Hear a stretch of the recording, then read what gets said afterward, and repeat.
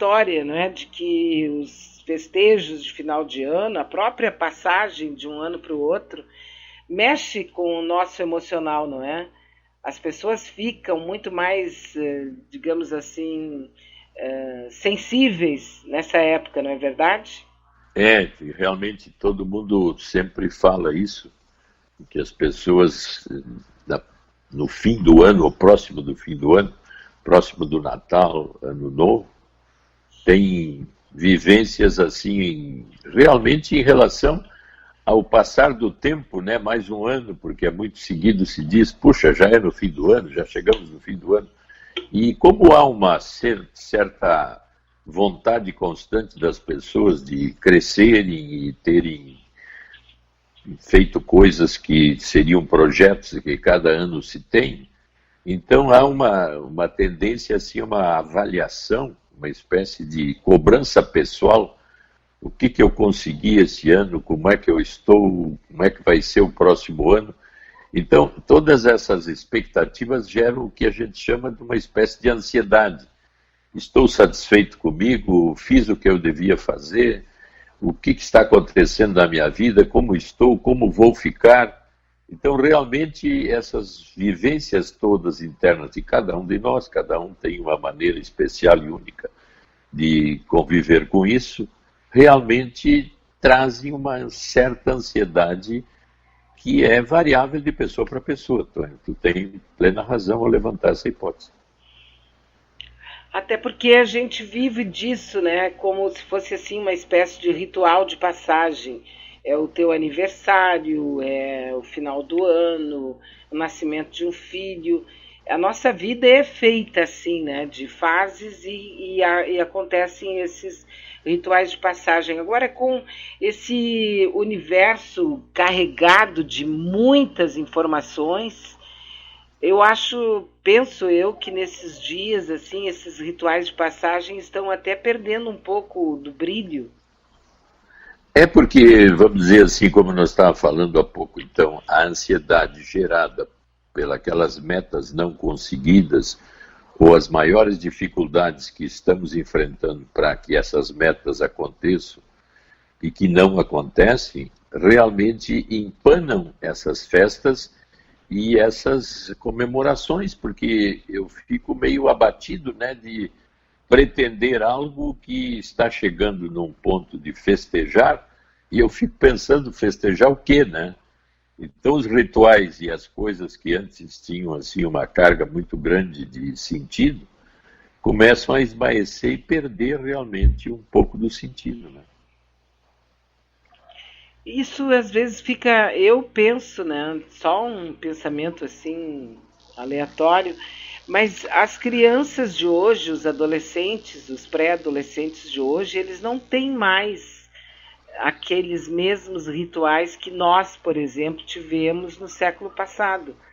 Porque a vida deles é absolutamente diferente da nossa, no sentido de que eles têm um acesso à informação, conhecimento, parece impressão minha, que o tempo deles é diferente do nosso, né?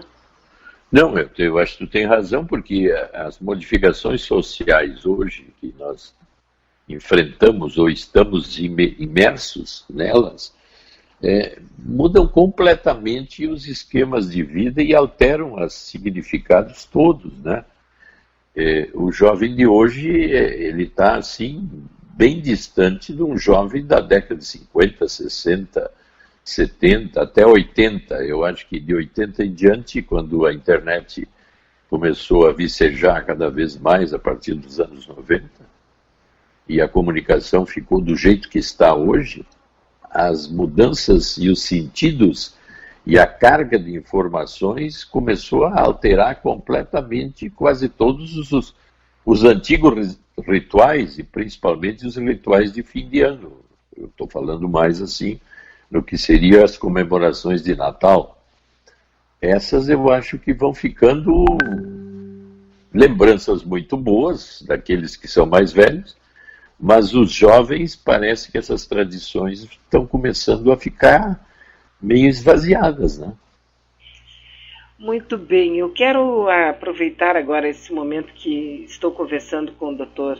Herbert Edson Maia, psiquiatra, que aconteceu ontem um episódio aqui conosco no Espaço Manaua, no grupo da Manaua, que nós temos uma amiga, ou tínhamos uma amiga, Amada Cruz, que era nossa companheira através da Manaua.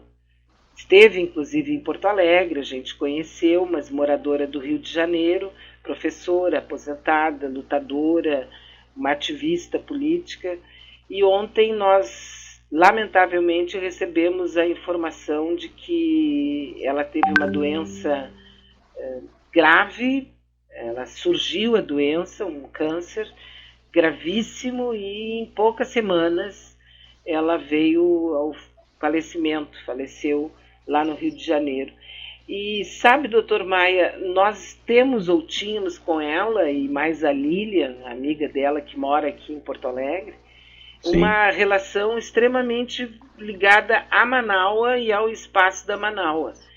E eu fiquei, porque eu já tinha conversado com ela fora do momento do programa, nós havíamos trocado algumas informações, conversas, né, pelo WhatsApp, assim como eu estou falando com o senhor, mas fora do ar. E tinha, então, conheci um pouco mais dela, mas eu fiquei bastante impressionada positivamente, apesar da tristeza pelo falecimento dela, da maneira como o grupo se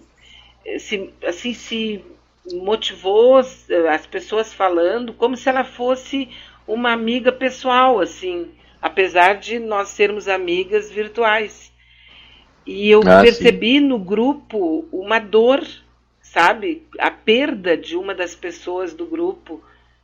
Ela fazia parte, inclusive, do financiamento coletivo, era uma pessoa bastante ativa, queria sempre ajudar, estava próxima, e veio a falecer, e é uma perda nossa, no sentido assim de alguém que estava com a energia do grupo. E eu estou utilizando agora esse momento da nossa conversa para falar sobre essa amizade que era, entre aspas, virtual, e que eu percebi ontem no grupo, quando nós soubemos da passagem dela, da morte dela, como as pessoas dava para perceber em cada uma: eu quero mais notícias, o que aconteceu, nossa, não era aquela a amada e tal. Eu fiquei muito impressionada como esses grupos virtuais, eles fazem nascer uma amizade sincera, grande, bonita, e que sente muito quando uma dessas partes vai fazer a grande viagem, enfim, né? Mas é só para reforçar que esse nosso meio de vida hoje, que nos distancia fisicamente das pessoas, ele faz nascer também uma emoção profunda, grande, assim, verdadeira. Pois é, tu está falando numa coisa que eu acho que tem uma importância enorme se nós levarmos em conta a palavra, primeiro, a capacidade de comunicação através da palavra, que vamos dizer assim, se eu volto para os tempos antigos, onde a dificuldade de escrever era muito grande, onde é que existiam as tradições e se passavam as tradições através da palavra, de geração em geração. Então os jovens ouviam as histórias dos mais velhos e mantinham as tradições de geração em geração, até que nós conseguimos, então, com a imprensa, com o Gutenberg, passar para a escrita, a palavra escrita. Bom, aí a civilização deu um salto gigantesco, porque se eu tenho a comunicação com a palavra e consigo escrever essa palavra, então o conhecimento fica denso, fica presente, e é uma evolução dentro da espécie fantástica, que abre campos assim, que nós estamos vendo que são os campos utópicos, onde nós vamos crescer cada vez mais, e que a comunicação e o registro da palavra escrita e da palavra digitalizada hoje não termina nunca. Então tu vê que são duas posições, e aqui nós estamos falando da palavra. eu me comunicar contigo, à medida que eu empatizo com essa comunicação e te tenho como um amigo, mesmo que eu não te veja nunca até, eu tenho por ti, desenvolvo por ti uma ligação afetiva tão intensa como se eu tivesse próximo de ti ou contigo.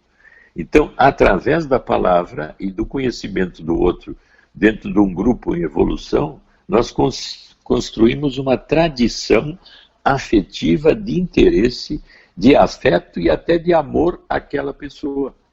E ao vermos isso, nós estamos agora fazendo um luto de alguém muito querido que estava muito próximo através da palavra. Então, realmente, a palavra transmite tudo o que é afeto possível de ser sentido, mesmo que eu não te veja. E interessante que isso nos leva a, tipo assim, a trabalhar, burilar, né, melhor essa coisa que a gente sente com algumas pessoas, que é uma coisa que é, assim, uso a expressão afinidade. Às vezes tu tem uma afinidade com uma pessoa que, entre aspas, é estranha, muito mais do que tu tem com alguém da família. Exatamente, como é que se diz? Vamos dizer, no geral, assim, a minha energia não fecha com a dela, né? Isso. Realmente são estados empáticos de posições internas que parece que se comunicam de uma forma assim chamada inconsciente, se criando uma relação onde os dois vão se misturando com o tempo e tem assim, parece que a outra pessoa que eu tenho afinidades ou estou junto está presente em mim. E realmente é assim que a gente funciona. Eu me identifico com o outro e projeto no outro coisas minhas e recebo do outro coisas pessoais do outro. Até tem um teórico da psicanálise que fala muito do conteúdo continente, e ele se aproxima, vamos dizer assim, de uma metáfora digestiva, quer dizer, o que tu me manda, eu absorvo e digiro de certa forma, entendendo, e te devolvo de uma forma que eu entendi. E se tu me entende do jeito que eu entendi, isso que tu falou aumenta cada vez mais. Então, as empatias crescem e as pessoas se dão afetivamente muito bem. E outras que estão muito perto da gente não têm e não se vivencia isso, que é muito interessante, né?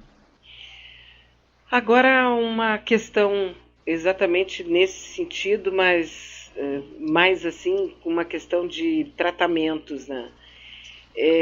Outro dia eu estava lendo sobre o Greg Braden, que é um teórico a respeito da questão de você realizar as coisas, a fazer acontecer, através da chamada física quântica e tal. E ele colocou assim, se não houver absolutamente interesse genuíno, quer dizer, que nasce do coração para que alguma coisa aconteça, inclusive uma cura, isso não acontece. Então ele faz uma relação entre mente, desejo e sentimento. Então, e aí eu fiquei pensando, né, se a pessoa sabe que tem um tipo de doença, qualquer que seja, vamos dizer até uma doença de comportamento, que seria psiquiátrica, ela tem desejo de melhorar. Mas se ela procurar o terapeuta, o médico, e esse desejo não for genuíno, sincero, lá de coração, ou se ela achar que não tem saída, que ela vai fracassar, a resolução é muito mais difícil, né? Ou a cura. Realmente tem razão. É que existem possibilidades assim já mais sofisticadas em que eu colocaria numa linha das culpas inconscientes. Uhum. A culpa inconsciente seria uma identificação negativa, secreta, para mim mesmo, que ataca, de certa forma, essa linha, vamos dizer, colocada por ele, que seria a linha da fé, ou da crença Sim. categórica, onde, então, eu, dentro de mim, não teria nenhuma coisa oculta contra esta ideia que seria de cura ou de cegar num determinado lugar. Por exemplo, se a